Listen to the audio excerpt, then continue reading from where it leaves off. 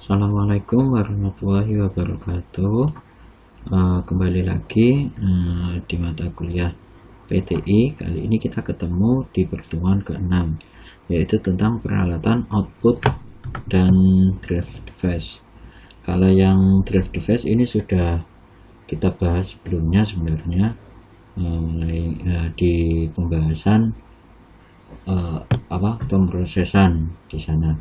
Nah, fokus kita di kali ini yaitu di peralatan output. Jadi ini sesuai yang kemarin, bahwa quantum computing ini masuk dalam salah satu alat pemrosesan kemarin itu.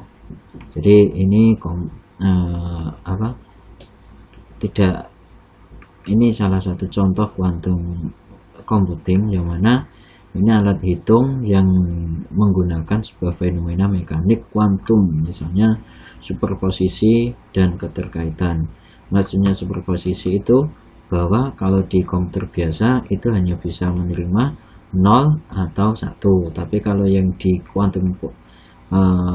komputer kuantum ini bisa sekaligus, jadi bisa memilih 0 dan ya. Kalau yang komputer biasa itu atau or, seperti itu. Ini misalnya digunakan untuk atom hidrogen, jadi dapat dibuat mati dan hidup seperti transistor komputer konvensional.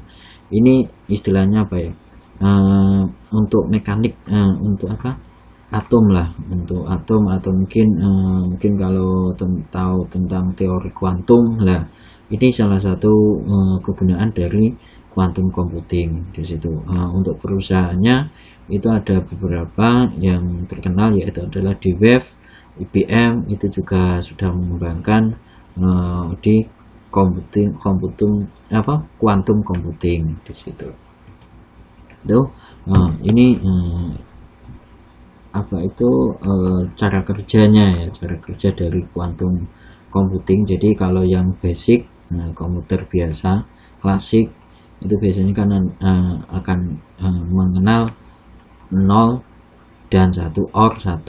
Jadi hanya memilih 0 atau 1, mati atau hidup. Nah, tapi kalau yang quantum computing, dia bisa memilih gitu loh.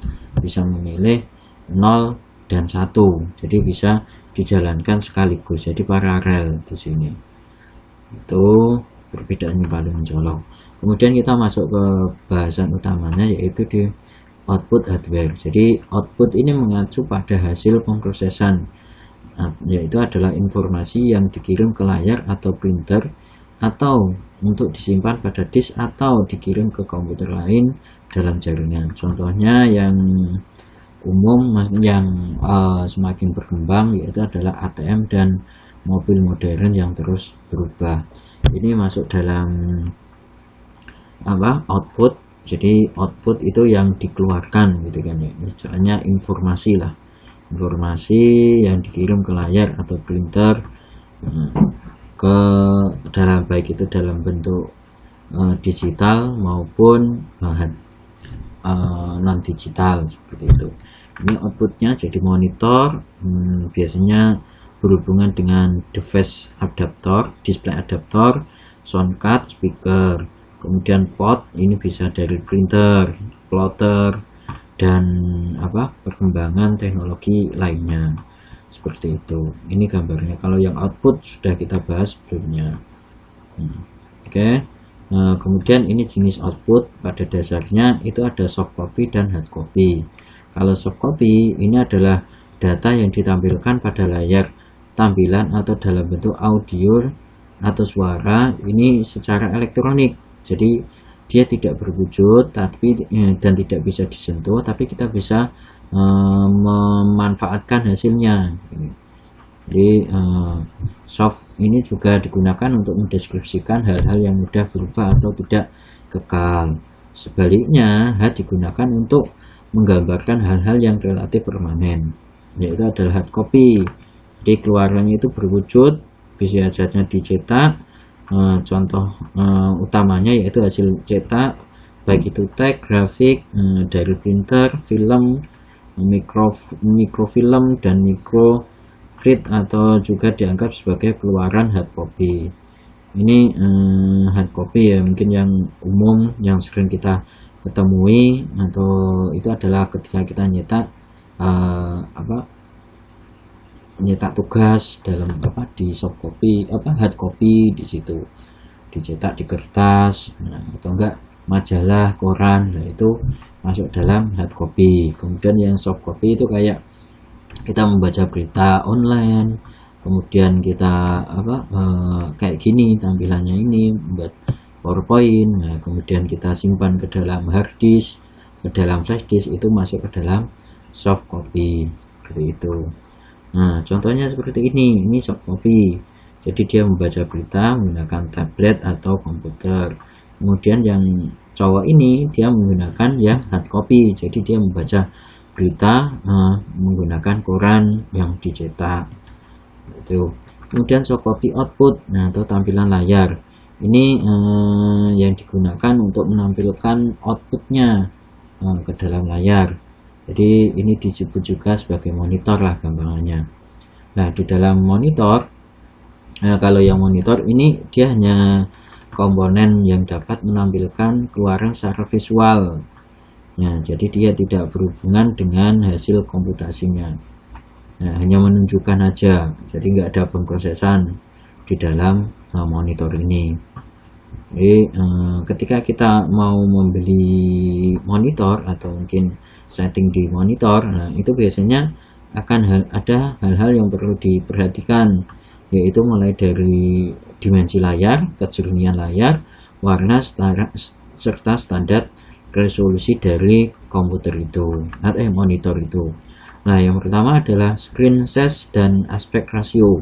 Ini juga salah satu hal yang penting ketika kita mau membeli sebuah monitor atau laptop di situ. Jadi screen size ini adalah area tampilan aktif atau ukuran layar komputer yang diukur secara diagonal dari sudut ke sudut dalam ukuran inci. Nah kemudian untuk komputer desktop itu biasanya berukuran 15 sampai 30 inci. Kalau yang laptop itu 11 bisa 10, nah kayak gitu, atau 14, atau di sini adalah 12 sampai 18 inci. Kalau tablet itu 8,4 sampai 14,1 inci. Kalau smartphone itu 2,5 sampai 4,1 inci.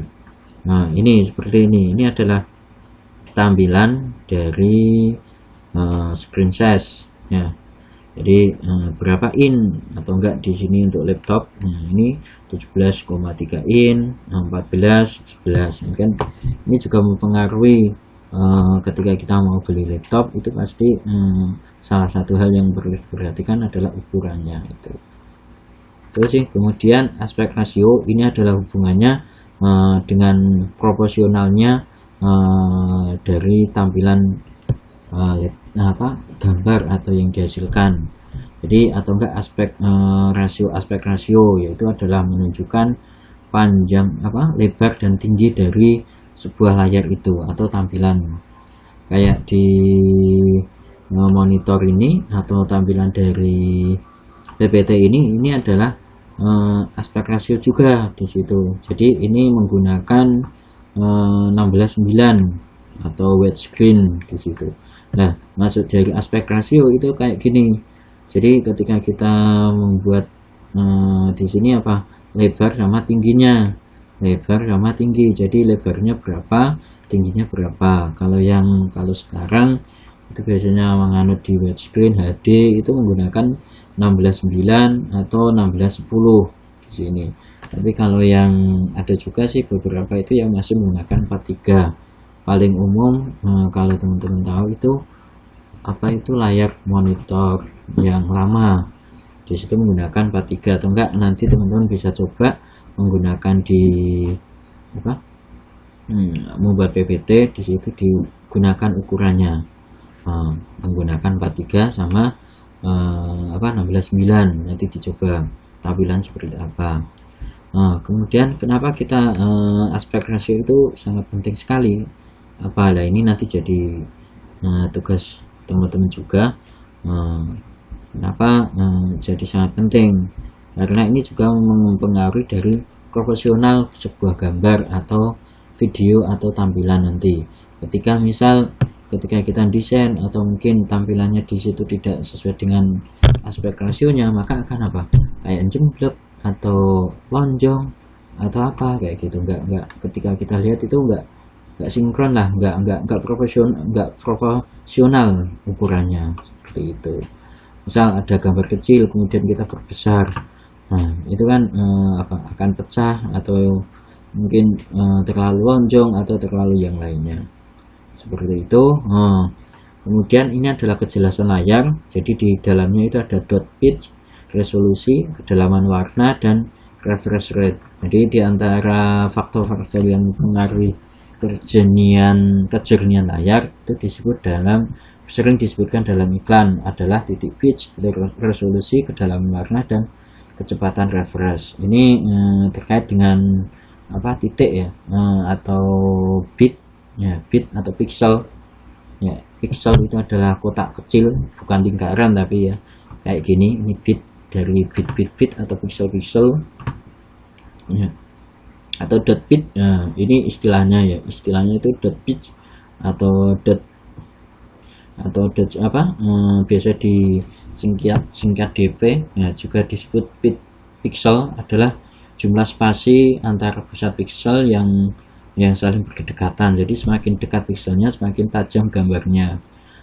Untuk monitor biasanya ukurannya adalah 0,25 dp. Misalnya titik-titik pixel sebanyak 25 sampai 100 dari milimeter. Ini umumnya adalah dot pixel akan memberikan gambar yang jelas itu 0,25 atau sampai 0,28 kan per 100 seperti itu. Jadi ini jelas gambarnya. Nanti kalau kita menggunakan dot pitch-nya itu sekitar 0,25 sampai 0,28 itu. Nah, yang kedua adalah resolusi. Ini mengacu pada ketajaman gambar yang ditampilkan pada layar. Jadi semakin banyak pixelnya atau titiknya setiap inci persegi, semakin baik tingkat kedetailannya. Jadi ini biasanya disebut dengan DPI ya, dot per inch. Nah, titik per in atau titik per in atau dot per in. Jadi ini menunjukkan ketajaman gambarnya. Nah, jadi umumnya semakin tinggi jumlah titik maka semakin jelas gambar yang ditampilkan atau ketajaman gambar itu semakin jelas di situ. Nah, kemudian banyak sekali ya nanti kayak resolusinya itu ketika kita klik di layar itu nanti akan tampil kita mau pakai resolusi berapa atau enggak. Mungkin kalau di video teman-teman sering main di YouTube atau mungkin ngedit video, nah di situ kan akan ada berapa sih ukurannya, resolusinya di situ kan. Nah itu kayak 1024 atau 480 atau 4 berapa di situ. Nah itu adalah resolusinya, jadi semakin tajam. Kemudian adalah color depth atau kedalaman warna. Ini adalah kedalaman bit, jumlah informasi yang dinyatakan dalam bit yang disimpan dalam bentuk titik. Ini semakin banyak bit dalam satu titik atau pixel, maka semakin banyak bayangan abu-abu dan warna yang dapat ditampilkan. Ini misal apa, kayak HD 24 bit, 8 bit. Nah, monitor itu lah ya kedalaman color depth-nya 24 bit atau 24 warna, 30 warna lah, seperti itu. Jadi disebut dalam warna, lebih dari 1 miliar warna. Ini contohnya seperti ini resolusi tadi itu kan ya. Jadi 1400 kali 1050 atau enggak 1280 kali 960 atau enggak 1024 kali 768. Ini mungkin yang banyak yang lama. Ini semakin ditinggalkan ya, semakin sudah banyak yang mungkin laptop baru itu sudah mulai ke sini ya, resolusinya itu standar resolusinya. Nah, kemudian untuk standar bit deep colornya, jadi ada 8 bit itu sekitar 256 color yang bisa ditampilkan, kemudian 16 bit ini sekitar 6536 color ya. Kemudian 24 bit itu sekitar 16 juta ya color yang bisa ditampilkan. Apalagi kalau yang 30 ini, jadi lebih dari 1 miliar warna, itu 64 bit ini. Kemudian adalah refresh rate, ini adalah berapa kali pixel diisi ulang sehingga cahayanya tetap cerah, dan artinya kecepatan refresh ini mengacu pada berapa kali gambar ditampilkan di layar akan diulangi setiap per detiknya. Jadi semakin tinggi kecepatan refresh, maka semakin solid tampilan gambar yang di layar, atau semakin mulus lah videonya itu. Jadi semakin cepat kedipannya, maka tidak akan kelihatan di sana kalau ada titik-titiknya atau bintik-bintiknya atau kotak-kotaknya. Itu secara umum tampilan di refresh itu 60 sampai 600 kali per detik. Kecepatannya seperti ini, cepat sekali kan. Nah, jadi kalau yang monitor layar datar itu biasanya hanya sekitar 60 Hz atau 60 kali per detik, jadi masih kelihatan kotak-kotaknya. Tapi kalau yang kayak layar yang di laptop sekarang itu hingga segini, jadi 60 sampai 600 kali per detik. Ini kan kayak nggak terasa di sini seginiannya. Oke. Kemudian standar warna dan resolusi untuk layar tampilan. Jadi komputer itu biasanya dilengkapi dengan kartu grafis, yang mana ini adalah adaptor video yang mengubah sinyal komputer menjadi sinyal video. Kemudian layar ditampilkan memisahkan sinyal video menjadi 3 warna, yaitu adalah merah, hijau, dan biru. Ini primer ya, atau layar apa itu yang digital itu, yang Photoshop gitu loh, bitmap ya, seperti itulah layar bitmap kan. Kalau yang monitor ini kan layar bitmap yang dipakai di situ, bukan CMYK di situ ya. Ini membantu di dalam monitor 3 warna ini membentuk setiap pixel. Jadi warna merah, hijau, dan biru ini membentuk setiap pixel. Nah, jadi ketika titik-titik ini sebenarnya kan dibentuk dari titik-titik atau pixel tadi itu, dot. Nah, kemudian ini yang VGA ya, tapi untuk yang kartu video ya, memori atau Nvidia yang sering yang paling terkenal, atau ATI Radeon. Nah, itu ternyata di dalamnya itu memiliki memori, RAM video, dan VRAM sendiri, yang mana dia itu bisa menyimpan informasi tentang setiap pixel yang ada. Jadi ketika kita membeli menambahkan kartu video atau video card, nah video card itu pada dasarnya di sana itu juga terdapat memori, RAM video, dan VRAM sendiri gitu. Jadi kejernihan gambar itu yang ditampilkan akan semakin jernih juga. Kemudian ketika kita ngegame itu nggak akan ngeleng, atau istilahnya itu nggak ngehang ya, atau gambar yang ditampilkan itu bagus sekali di situ, semakin besar. Tetapi ketika video cardnya ini semakin besar memorinya, maka akan semakin bagus juga yang ditampilkan di situ. Biasanya kan ketika kita nambah kartu video ini kan biasanya untuk game gitu, yang suka ngegame atau enggak yang suka ngedit. Nah, itu kan butuh kejernihan ya, warnanya itu resolusinya itu tampilannya itu biar nggak ada gambar putus-putusnya, atau mungkin pixelnya biar nggak kelihatan, makanya di situ ditambahkan yang namanya adalah kartu video di situ.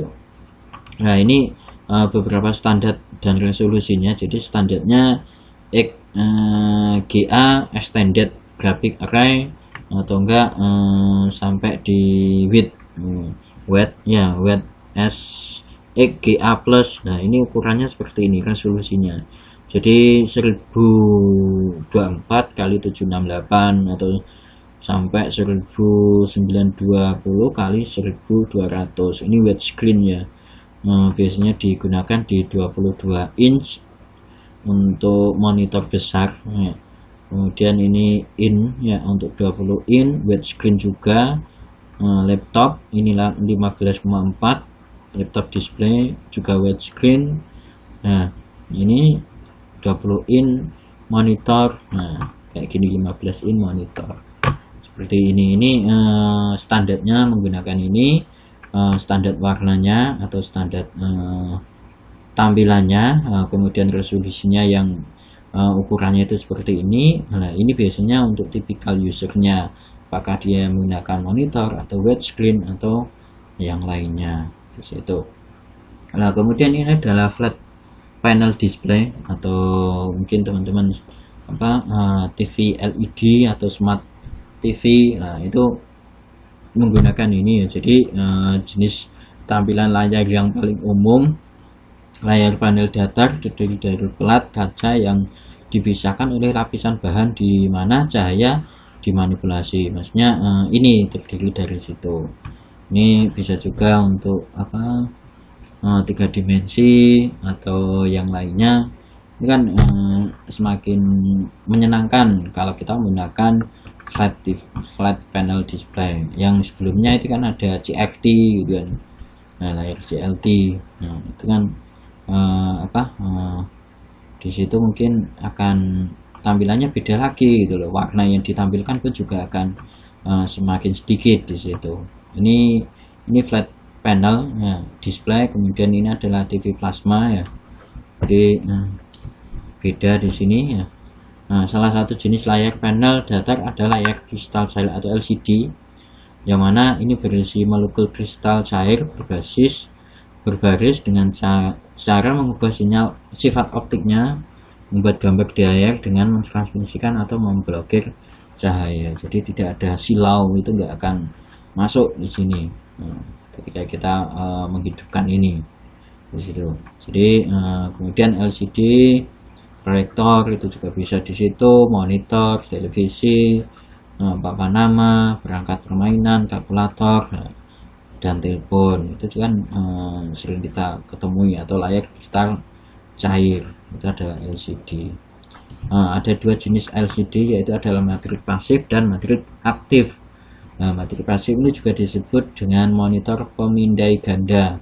Jadi tampilan matrik pasif membuat gambar dengan memindai seluruh layar, jadi membutuhkan sedikit daya, tetapi warna tidak seterang atau setajam gambar dalam matrik aktif ini. Jadi kalau matrik aktif ini jadi juga disebut dengan TFT atau thin film transistor. Jadi tampilan matrik aktif tidak memindai seluruh layar, tetapi mengaktifkan setiap sel kristal cair, jadi secara independen. Ini perkembangan ya alternatif dari TFT, yaitu adalah OLED Organic Light Emitting Diode. Jadi dioda pemancar cahaya organik yang lebih murah tetapi lebih cerah dan lebih mudah dibaca. Kalau teman-teman buka di dalamnya LCD itu kan TV lah, LCD TV itu kan akan ada seperti ini transistornya, kemudian isi-isinya, lampu-lampunya itu akan kelihatan di sana. Itu ini microprocessor pada motherboard, jadi mengirimkan data video digital ke kartu video ya. Ini yang tadi itu ya, video card ya, atau di dalamnya itu sebenarnya ini ada memorinya juga atau microprosesornya juga di situ. Jadi mengubah sinyal digital menjadi sinyal analog dan mengirimkannya melalui kabel ke monitor. Ini mungkin isinya seperti ini gitu loh, isinya di dalam video card itu seperti ini ya.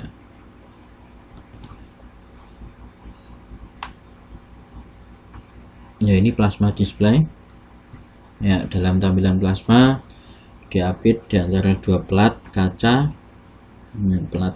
dan saat tegangan diterapkan ya, jadi gas melepaskan sinar ultraviolet yang mengaktifkan pixel di layar dan membentuk gambar. Meski mahal, menawarkan warna yang lebih cerah dan ukuran layar hingga 150 inch. Ini adalah TV plasma atau monitor plasma di situ. Kemudian ini CRT yang lama gitu kan ya, yang lama mungkin teman-teman juga masih nemui atau mungkin enggak ya, enggak di zamannya ya. Jadi ini CRT, jadi cartridge ray tube. Kalau ini ukurannya itu 43 ya, 4. Nah ini 4, di sini 3 gitu. Itu sih CRT lama ya.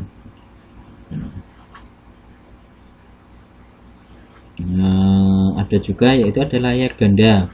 Ini sebenarnya ya layar 2 gitu, layar 3, atau mungkin layar yang digunakan lebih dari satu, menggunakan layar lebih dari satu ketika mengerjakan. Nah ini ternyata ada riset menemukan bahwa layar ketika orang bekerja menggunakan layar ganda itu lebih produktif, sekitar 40% lebih produktif dibandingkan dia menggunakan satu layar. Jadi ketika di layar satu itu mau menampilkan dokumen A, di layar 2 itu mau menampilkan kegiatan B atau yang lainnya, seperti itu sih. Kemudian output hard copy, di sini hard copy ya. Kalau yang soft copy tadi jadi berkenaan dengan digitalnya.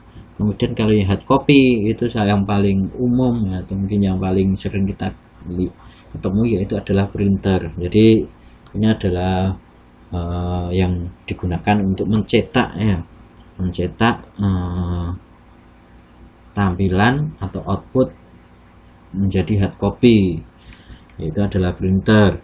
Jadi jenisnya sebagian besar itu ada, sebenarnya ada 2 ya, impact sama non impact. Nah ya, impact sama non impact. Kalau non impact itu seperti laser, inkjet, thermal, atau printer foto itu masuk ke dalam non impact. Impact ini seperti halnya printer adalah perangkat keluaran yang mencetak karakter, simbol, gambar pada kertas atau media hard copy lainnya. Mungkin teman-teman sudah sering menemui ini ya. Ini adalah printer. Jadi jenis printer itu ada 2, yaitu adalah impact printer, jadi melakukan kontak langsung dengan media tempat mereka mencetak, maksudnya headnya itu loh. Atau langkah ketika melakukan ngeprint itu dia langsung ketemu langsung dengan kotak langsungnya. Contoh dari impact printer ini mungkin kalau teman-teman dulu pernah alat sekarang itu kayak kita beli di Indomaret atau mungkin di POM minta stroke-nya lah, itu contohnya gampangnya seperti itu. Tapi kan kalau dulu itu seperti dot matrix. Jadi kayak di kasir itu ada suaranya klik klik klik klik. Nah seperti itu adalah jenis impact printer, jadi melakukan kontak langsung dengan media tempat mereka mencetak atau headnya di situ. Nah ini percetakan lama paling berfungsi dalam lingkungan khusus di mana percetakan ini untuk biaya yang lebih rendah, berbiaya rendah, sangat penting untuk mencetak label di gudang pengiriman dan kondisi pabrik yang panas. Itu biasanya menggunakan impact printer, jadi membentuk karakter atau gambar satu persatu. Jadi menekankan mekanisme seperti palu cetak atau roda pada pita bertinta. Jadi meninggalkan gambar di atas kertas. Ini kayak di palu gitu lah, kayak di bailiff lah. Di situ adalah dot matrix. Kalau mungkin di bank atau ya RK itu, tapi sekarang kan juga sudah enggak dot matrix sih ya. Kalau dulu itu ya mungkin teman-teman masih sering ketemu ya untuk kasir yang ada suaranya itu loh, atau enggak Telkom umum dulu, itu kan juga menggunakan dot matrix, itu ada suaranya Nah, seperti itu. Nah, ini impact printer, jadi salah satu printer desktop yang dapat menggunakan formulir berlapis untuk mencetak salinan karbon seperti ini. Jadi ini loh, ini adalah dot matrix, jadi dia mencetak berdasarkan titik-titik satu persatu di situ. Makanya kan agak lama, terus kemudian ada suaranya kayak mesin tik lah gitu kan. Kerugiannya adalah kebisingan ya, jadi bising di situ. Kemudian ada juga yaitu printer garis. Ini adalah yang biasa digunakan untuk di di logistik atau di otomotif, atau mungkin untuk mendeteksi gempa atau di gunung atau meletus atau apa, itu biasanya menggunakan ini kan. Jadi garis di situ akan menampilkan garisnya, itu adalah printer garis. Kemudian adalah selanjutnya adalah printer non impact. Ini adalah tidak menggunakan printhead untuk melakukan kontak langsung dengan media keluarannya. Lebih cepat, lebih tenang daripada printer impact karena tidak ada printhead yang mengenai kertas. Nah, ini membentuk karakter dan gambar tanpa kontak fisik langsung antara mekanisme percetakan dan kertas. Dua jenis printer impact yang sering digunakan dengan mikrokomputer adalah printer laser dan printer inkjet ya. Yang ketiga adalah printer thermal, tapi ini jarang terlihat ya untuk printer thermal ini. Kemudian printer laser ini seperti dot matrix, tapi dia kecepatannya lebih cepat menggunakan bubuk ya. Dia ini biasanya kayak mesin fotokopi contohnya. Kemudian dia menggunakan drum ya, jadi tintanya itu ditaruh di drum atau toner ya, bubuk ya, tinta itu dalam bentuk bubuk, yang mana nanti tinta ini akan dialiri listrik dan kemudian dipindahkan dari drum ke kertas di situ. Ini adalah laser, dia lebih cepat dibanding printer inkjet. Kalau inkjet itu menggunakan warna yang RGB itulah, atau CMYK di situ. Itu sih menggunakan tintanya itu dalam bentuk cair. Kalau yang ini serbuk atau bubuk yang printer laser ini itu ya inkjet. Jadi menyemprotkan ke kertas dengan tetesan tinta kecil ya. Ini menggunakan inkjet. Cuma keuntungannya di sini dapat mencetak dalam warna tidak berisi, umumnya lebih murah daripada printer laser yang warna ya. Kalau yang laser warna itu memang lebih mahal ya dibanding inkjet. Kan ada printer laser yang biasa tanpa warna, maksudnya cuma BW liquid sama yang ada warnanya di situ. Jadi untuk yang inkjet ini kayak yang sering kita ketemui lah di situ, yang kayak Epson, kemudian Canon di situ. Ya, kerugiannya lebih sedikit kurang dapat dibandingkan dari ini, lebih lama lah atau lebih lambat dibanding dengan yang laser di situ. Oke, ini contohnya tadi itu untuk yang inkjet printer. Jadi ini tintanya jadi ada CMYK atau ini hitam, kuning, magenta, yellow ya, gitu kan, atau cian ya, seperti ini. Nah, ini salah satu, ini juga ternyata perkembangan juga ya. Jadi printer ini digunakan untuk mencetak sushi. Jadi nanti ini bisa dimakan ya, susinya ini, kertasnya ini.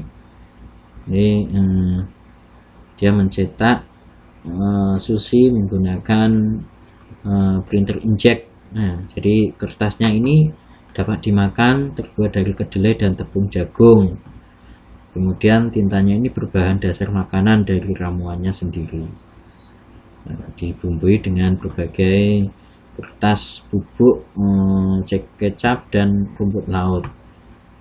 Dimakan ini ya, menjadi sup juga. Ini kalau yang toner lasernya ya. Jadi cara kerjanya itu seperti ini. Jadi dia ini drum atau tuner ya tadi itu. Jadi berdasarkan ini akan bergoyang berputarnya. Ini berputar-putar di situ. Jadi kertas dimasukkan di sini. Nah, ini yang menyimpan warna di sini. Ini warnanya. Atau tergantung apakah itu CMG black width atau warna di sini untuk lasernya.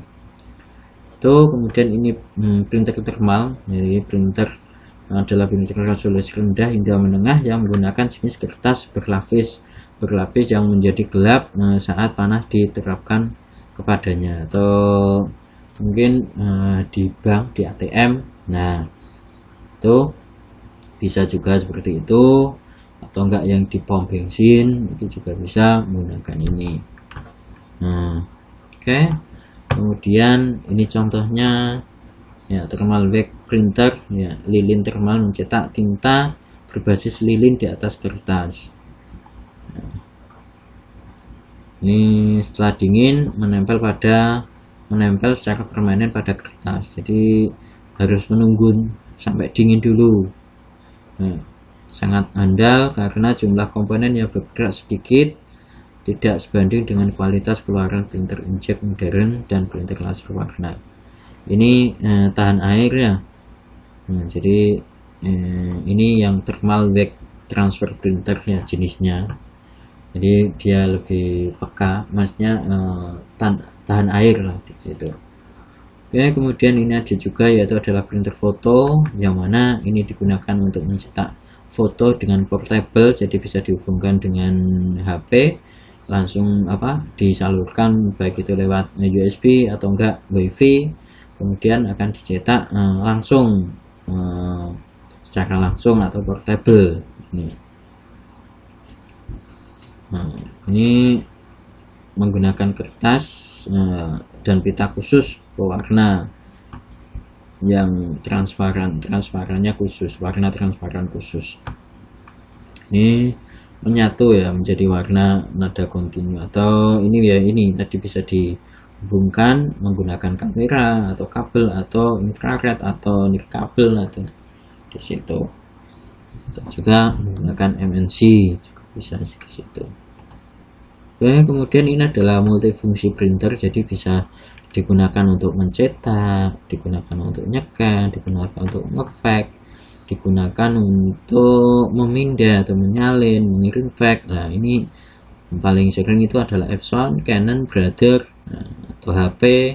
Nah, ini lebih simpel lah dibanding dengan yang menggantikan tadi itu fotokopi atau hanya printer saja seperti itu.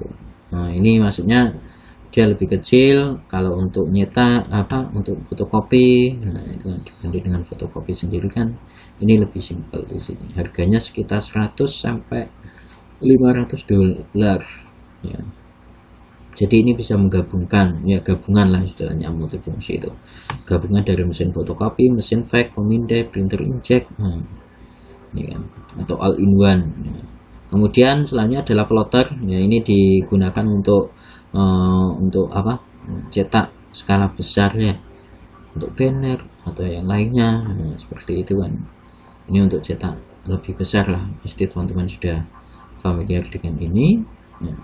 Kemudian adalah printer khusus. Ini digunakan untuk kegiatan khusus, maksudnya untuk tujuan khusus seperti mencetak jenis label, tiket, tag tertentu atau braille ya, tag brailler ya, seperti untuk serta untuk keperluan industri seperti itu. Ini juga digunakan untuk foto, juga bisa seperti itu ya. Jadi ada LCD-nya, dia juga bisa portable juga di situ. Ini kemudian adalah sound output, jadi adalah suara yang membutuhkan kartu udara atau kartu suara atau sound card. Nah, di situ menghasilkan suara digital melalui bip atau kicauan hingga musik. Di sini adalah.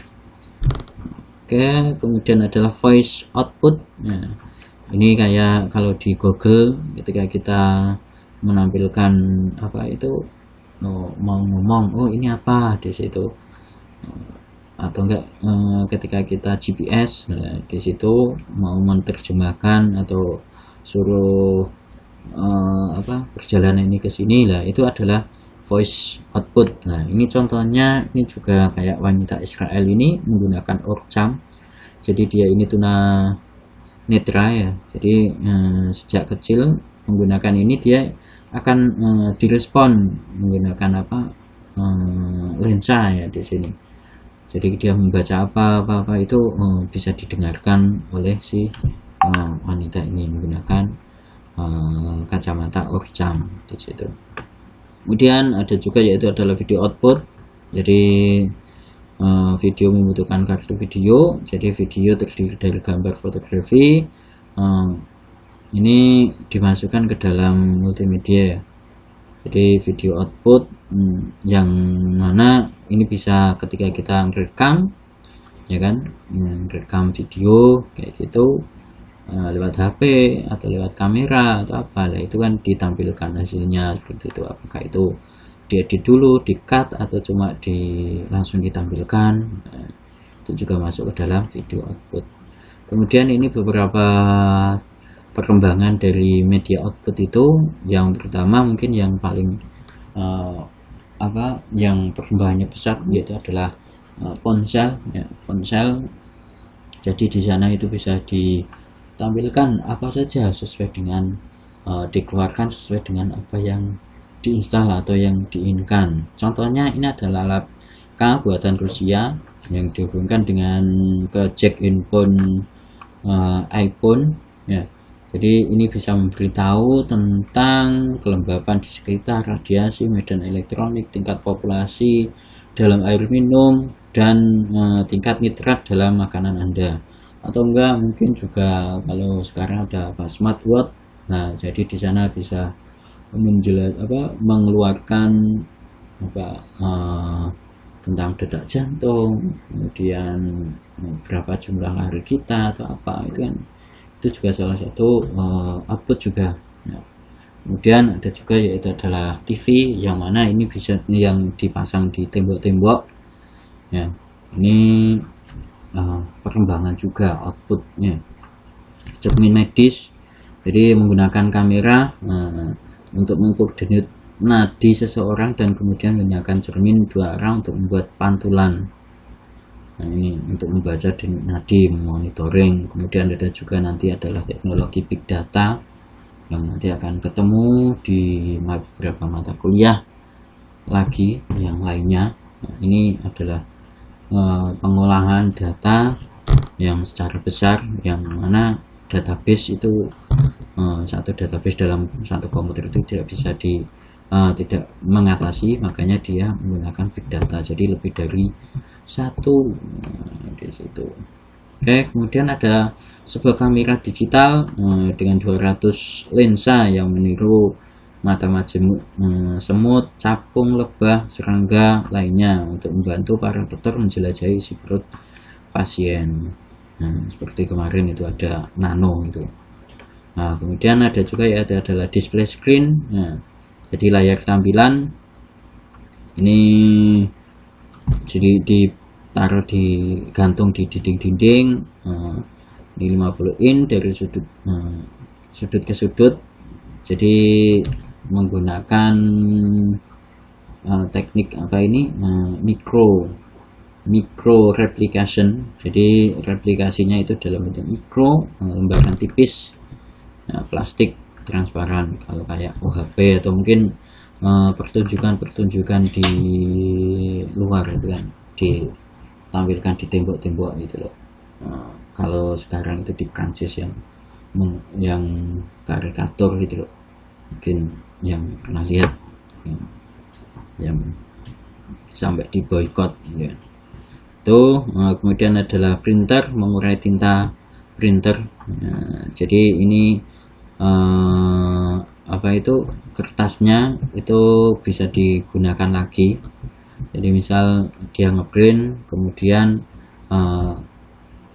itu nanti kertasnya yang bekas yang sudah di print itu bisa digunakan lagi di situ. Jadi warnanya itu sementara, atau kemudian dimasukkan, misalnya nyetak kertas, kemudian setelah selesai maka dia dimasukkan lagi ke sini dan akan hilang, atau enggak bisa digunakan untuk ngeprint lagi di situ. Salah satu perusahaan yang selain Xerox itu adalah Zin atau Zeroin. Nah, ini menyandikan kertas dengan miliaran kristal berwarna.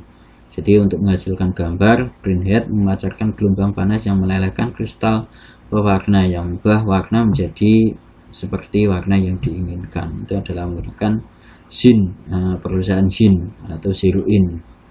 Situ. Kemudian adalah kualitas video untuk PCS. Jadi teori wavelet digital. Jadi matematika menghasilkan perangkat lunak memanfaatkan digital byte yang lebih sedikit atau video waktu nyala. Jadi teknologi dapat menampilkan 30 sampai 38 frame per detik. Nah, biasanya kan kalau di video itu kan sekarang itu sekitar 30 24 fps nya itu frame per detiknya. Nah, ini dia bisa 3 sampai 38 frame per detik.